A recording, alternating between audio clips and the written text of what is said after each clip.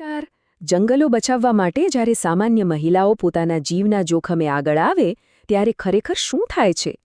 આજે આપણે ધોરણ 12ના અંગ્રેજી પાઠ્યપુસ્તકના એક અત્યંત પ્રેરણાદાયક પાઠ ફિમેલ્સ ફોર ફોરેસ્ટ્રી એટલે કે વનીકરણ માટે મહિલાઓની ફકરા મુજબ સંપૂર્ણ અને વિગતવાર સમજૂતી જોવા જઈ રહ્યા છીએ. આ વિશ્લેષણ ઉચ્ચતર માધ્યમિક કક્ષાના અભ્યાસ માટે એકદમ સચોટ છે. તો ચાલો સીધા જ તેમાં ડાઇવ કરીએ. આખી કથાને સ્પષ્ટ રીતે સમજવા માટે આપણે તેને 5 મુખ્ય ભાગમાં વહેંચી છે. જંગલોનો આધાર, જંગલોનો વિનાશ અને પ્રારંભિક સંઘર્ષ, ચિપકો આંદોલનની શરૂઆત, કાંગડ ગામની કથા અને છેલ્લે સાચો વિકાસ અને વિજય. ચાલો પહેલા વિભાગથી શરૂઆત કરીએ, જે પાઠના પ્રથમ 2 ફકરા આવરી લે છે. જંગલો, જીવનનો આધાર. પાઠનો પહેલો જ ફકરો એકદમ સ્પષ્ટ કરે છે કે ઉત્તર પ્રદેશના પહાડી ગામો માટે આ જંગલો માત્ર ઝાડપાન નથી પણ આખો આર્થિક પાયો છે. વિચારો કે પશુઓ માટે ચારો, ખેતરો માટે ખાતર બનાવવા છાણ અને રાંધવા માટે બળતણની સૂકી ડાળીઓ, આ બધું ક્યાંથી આવે છે? જંગલોમાંથી. એટલું જ નહીં, ફળો, ઔષધિઓ અને બીજું ઘણું બધું આ જંગલો પૂરા પાડે છે. ખરેખર આ સંસાધનો વિના ત્યાં રોજિંદુ જીવન બિલકુલ અશક્ય છે. હવે બીજા ફકરામાં એક બહુ જ રસપ્રદ વૈજ્ઞાનિક પ્રક્રિયા સમજાવી છે. પહોળા પાંદડાવાળા જંગલો ખરેખર એક વિશાળ સ્પોન્જ જેવું કામ કરે છે.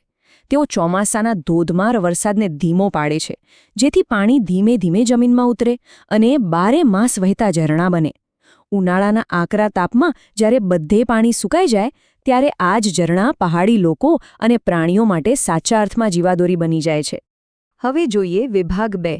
જંગલોનો વિનાશ અને પ્રારંભિક સંઘર્ષ, જે ત્રીજા અને ચોથા ફકરામાં વર્ણવેલ છે. અહીં પાઠમાં એક અત્યંત દુઃખદ સમયરેખા આવે છે. અંગ્રેજોના સમયમાં 1800ના દાયકાના અંતમાં મેદાનોમાં રેલવેના પાટા નાખવા માટે અને પછી યુરોપિયનો દ્વારા બટાકાની ખેતી કરવા માટે આ મૂલ્યવાન જંગલો બેફામ ખપાવા લાગ્યા.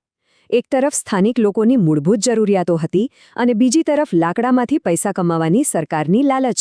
આ બંને વચ્ચેના સીધા ઘર્ષણને કારણે જ 1930નું ઐતિહાસિક અસહકાર આંદોલન ઊભું થયું. ચોથા ફકરામાં આ જ વિરોધાભાસ તેની ચરમ સીમા પર પહોંચે છે. ટિહરી ગઢવાલ રાજ્યના જુલ્મી વન કાયદાઓ સામે લોકોએ શાંતિપૂર્ણ સત્યાગ્રહ કર્યો, પણ પરિણામ શું આવ્યું? 1930નો અત્યંત હૃદયદ્રાવક તિલારી હત્યાકાંડ, જ્યાં સશસ્ત્ર દળોએ આ નિર્દોષ લોકો પર ગોળીઓ વરસાવી. આ ઘટના દર્શાવે છે કે સત્તા અને પ્રકૃતિના રક્ષણ વચ્ચેનો સંઘર્ષ કેટલો ભયંકર હોઈ શકે છે. આના જ પરિણામ સ્વરૂપ ઊભો થાય છે આપણો ત્રીજો વિભાગ, ચિપકો આંદોલનની શરૂઆત. ચાલો 5થી 9 ફકરાઓ પર નજર કરીએ. 5મો ફકરો વાંચતા જ એક રૂંવાડા ઊભા કરી દે તેવું દ્રશ્ય આંખ સામે આવે છે. કલ્પના કરો કે મોટા મોટા મશીનો અને કરવતો સામે સામાન્ય પુરુષો, સ્ત્રીઓ અને નાના બાળકો ઝાડને શાબ્દિક રીતે બાંધ ભરીને ઊભા છે.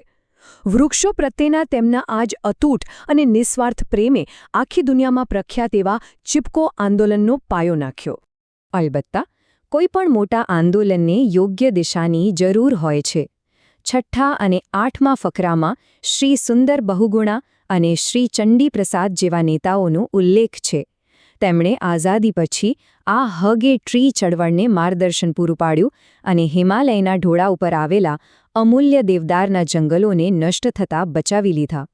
હવે 7મા ફકરામાં એક ટર્નિંગ પોઈન્ટ આવે છે. સરકારે 1000 મીટરથી ઊંચાઈ પર વૃક્ષો કાપવા પર પ્રતિબંધ તો મૂક્યો, પણ જંગલ ખાતું નવા વૃક્ષો ઉગાડવામાં સાવ નિષ્ફળ ગયું. આની સૌથી મોટી કિંમત કોણે ચૂકવી? મહિલાઓએ. બળતણ અને પાણી માટે તેમને આખો દિવસ પહાલોમાં ભટકવું પડતું. આ જ ભયંકર હાલાકીએ તેમને ચિપકો આંદોલનથી પ્રેરિત કર્યા અને તેમને નક્કી કર્યું કે હવે જંગલોનું રક્ષણ તેઓ જાતે જ કરશે.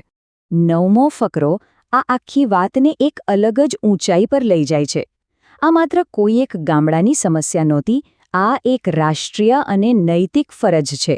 પાઠમાં સ્પષ્ટપણે ભારતના બંધારણને ટાંકવામાં આવ્યું છે, જે યાદ અપાવે છે કે જંગલો, સરોવરો અને વન્યજીવો સહિતના પર્યાવરણનું જતન કરવું એ આપણા સૌની, હા, દેશના દરેક નાગરિકની મૂળભૂત ફરજ છે.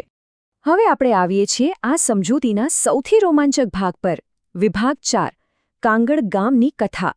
ફકરા 10થી 12. 10મા ફકરામાં એક જબરદસ્ત આંતરિક સંઘર્ષ જોવા મળે છે. જંગલ ખાતાએ શું કર્યું? બચેલા થોડા ઘણા વૃક્ષો કાપવા માટે ગામના જ પુરુષોને મજૂરીની ઓફર આપી. પુરુષો માટે આ આર્થિક ફાયદો હતો, પણ મહિલાઓ માટે આ જીવન મરણનો પ્રશ્ન હતો. જો આ છેલ્લા વૃક્ષો પણ કપાઈ જાય તો રોજ પાણી અને બળતણ માટે કોને રજડવું પડે? આ જ મુદ્દે ગામમાં જબરદસ્ત વિરોધાભાસ ઊભો થયો. વર્ષ 1977માં 2000 મીટરની ઊંચાઈએ આવેલા કાંગડ ગામમાં એક ઐતિહાસિક સામનો જોવા મળ્યો. આ આંદોલનની એક નિર્ણાયક ક્ષણ હતી, જ્યાં એક જ ગામના સ્ત્રી અને પુરુષો સામસામે આવી ગયા. મહિલાઓ કોઈ પણ ભોગે જંગલ બચાવવા અડગ હતી. 4 મહિનાના સતત અને સખત વિરોધ પછી અંતે મહિલાઓની જીત થઈ. 11 અને 12 ફકરાઓ સમજાવે છે કે આ જીત પછી તેમણે મહિલા મંગળ દળ બનાવ્યું. અને તેમની વ્યવસ્થા જુઓ. પહેલા પશુઓ મુજબ ફાળો ઉઘરાવીને 300 રૂપિયાના પગારદાર ચોકીદારને રાખ્યો. પણ 3 વર્ષ પછી જ્યારે એ બેદરકાર બન્યો તો તેને નોકરીમાંથી જ કાઢી મૂક્યો. પછી 15 મહિલાઓની ટુકડીઓ બનાવીને વારાફરતી ચોકી કરવાનું શરૂ કર્યું. અને ગેરકાયદેસર લાકડા કાપનાર માટે કડક આર્થિક દંડ પણ નક્કી કર્યો.